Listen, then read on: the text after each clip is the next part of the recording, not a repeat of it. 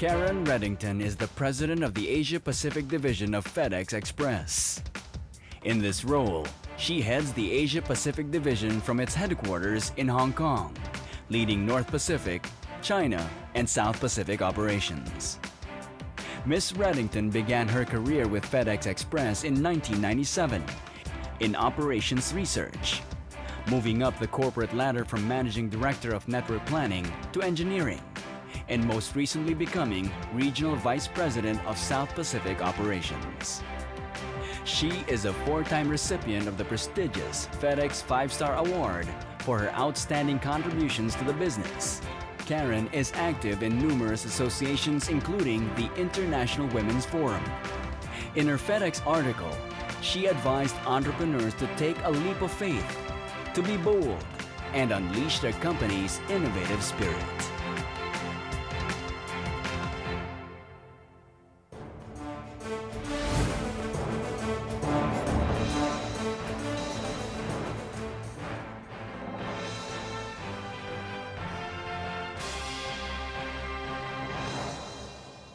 Please welcome on stage the President of Federal Express Asia Pacific Division, Ms. Karen Reddington.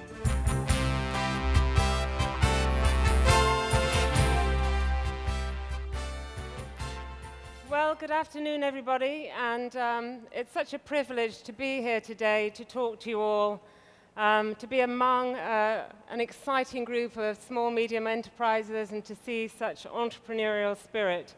I had a chance to go around some of the booths. I think I particularly liked the robotic Japanese lady. I'm getting a little bit worried that in 5 years' time, I'll be replaced and no longer able to stand here and talk to you. But even though today I'm standing here as a representative of a multinational corporation, my father was a small business owner, and my husband is a small business owner. So though I work for a multinational corporation, believe me, I feel that I live amongst small business owners. In fact, my husband said to me just this past weekend that he feels like he gets up in the morning with Australia and goes to bed at night when the US turns off its lights. So I really do appreciate the amount of work and effort that goes into running such a small business, everything from marketing through to billing, and all the stages in between. But what I want to talk about today is really around the whole idea that in order to succeed as a small business owner, it's not just about having that great idea. It really is also about making sure that industry, government policies keep pace with the pace of change that are coming at our small businesses. Because the opportunities are huge. We see it everywhere we look, that with e-commerce, it's really giving access to world trade in a way that people have never had the potential for before. At the click of a button, you can now access markets in countries all over the world. And sometimes that's where the problem begins in trying to cross the world. But in my position, I get some really great opportunities to meet with a lot of small businesses. Just about 3 or 4 weeks ago, I was in Korea. And I think they find it a bit funny when I turn up on the doorstep, but I went to meet a group of young entrepreneurs. And when I say young, I mean really young.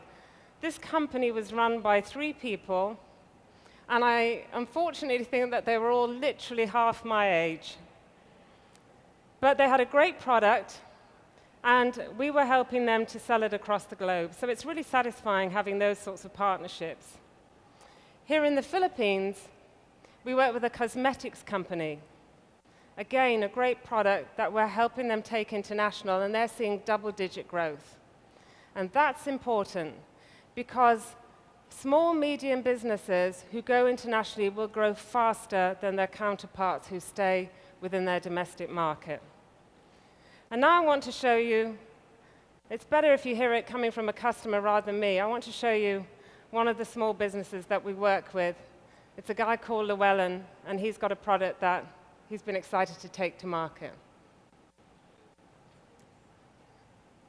My name is Llewellyn Clark, and I make a nice hot pepper sauce. People love my pepper sauce here on the island. But I want the whole world to try it. That's my dream. I just know that people's faces are going to light up when they taste it.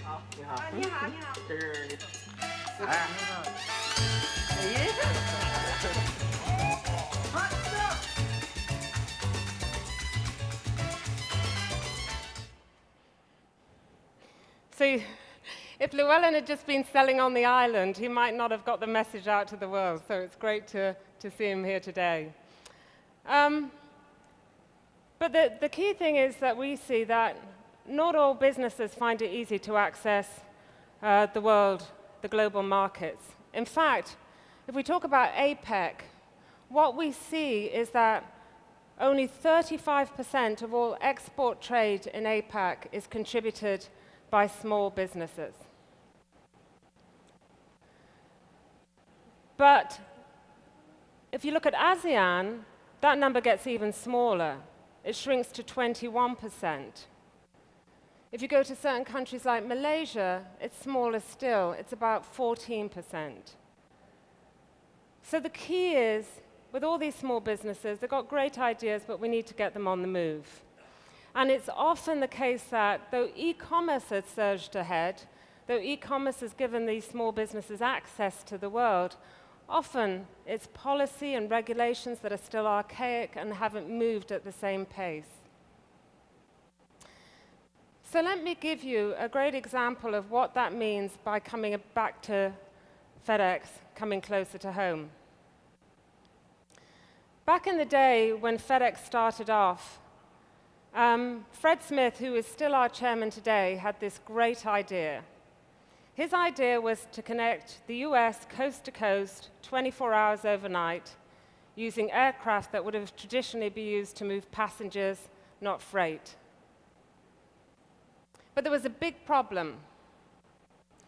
Old regulations at that time said that only 7,500 pounds of cargo could be carried. But today our planes carry around 150,000 pounds of cargo. If that old regulation had not been changed, had not been updated, that would have stifled the growth of FedEx at the very outset. Every multinational started at some point in time as a small business. And they can't survive just on their own, off their good idea. They really need the support of other businesses, other industries, and government as well, to make sure that the regulations support their growth into the future. Today at FedEx, we continue to support small businesses, not through just the ways you see here, through providing international shipping, but also through some other ways. So for instance, at FedEx, we recognize that if you're a small business, you're going to have mobile technology to support you. You're often a one-man band, which means that you need to know when you can ship, where your shipment is. You need to be able to track and trace when you're on the move. So we've introduced mobile technology because we have to stay relevant to that small business owner and to the technology of today. We also work in the background with customs authorities to help change systems and processes that make global trade more efficient and effective. And finally, we also work with research institutes. So we have an institute called the FedEx Institute of Technology that works at that boundary between business and research to help incubate new ideas, to help get new businesses started. And just this past month, we were able to showcase about 22 startups who were showcasing medical devices.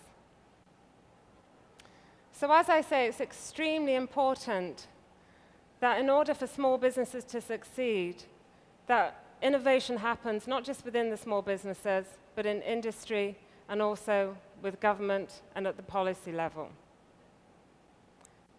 So for example, some of the key things that need to change at the government and policy level are systems that support trade and processes that support trade.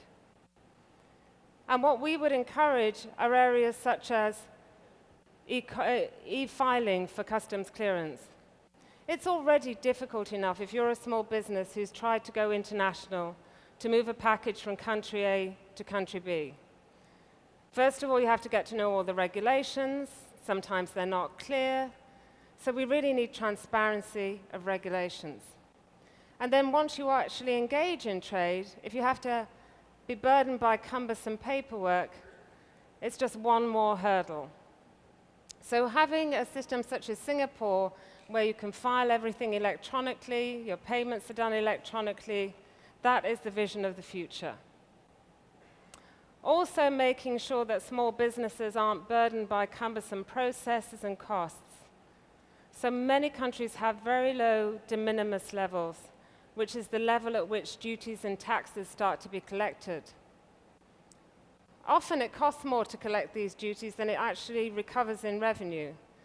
So it's very important to look rationally at those levels and start to raise those levels and open up the pipes for small business to trade. At FedEx, we've been used to innovation. It's somewhat in our DNA. Our founder was an innovator and is still with us today.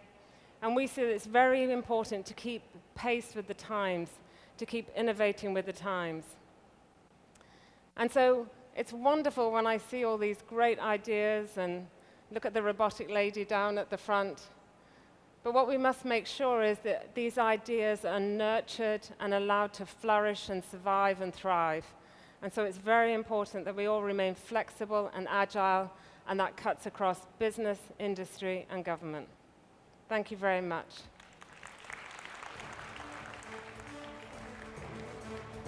So maybe I've got time if anybody wants me to take just a couple of questions. Yes, please.